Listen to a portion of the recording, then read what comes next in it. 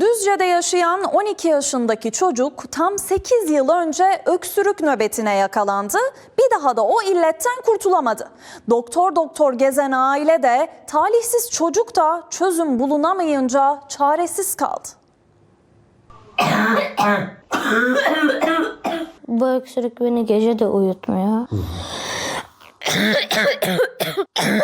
Bir çözüm de bulamıyorlar. Ders çalışırken, oyun oynarken, su içerken bile durmadan öksürüyor. 8 yıl önce yakasına yapışan illetten bir türlü kurtulamıyor. Yıllardır biz bu şekilde gece gündüz bunu yaşıyoruz. Düzce'de yaşayan Hasan Emre Özkul 12 yaşında olsa da kabusu daha 4 yaşındayken bir öksürük nöbetiyle başladı. Çok küçüklüğünde başladı. 7-8 yıldır öksürük var. O nöbetler bitmek bilmeyince aile doktor doktor gezmeye başladı. Alerji dediler.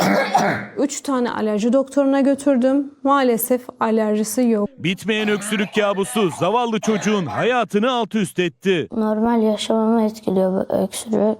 Derslerimde gerilememi, birçok aktivitemde geriletiyor. En sevdiğim oyun futbolu da falan da oynayamıyorum. Tedavisi için her ihtimal aileye umut olurken Hasan Emre kendisine uzanacak bir yardım elini bekliyor. Sadece bir doktor vücudunda farklı bir cisim olabilir diye söylemişti. Bunun araştırılmasını istiyorum.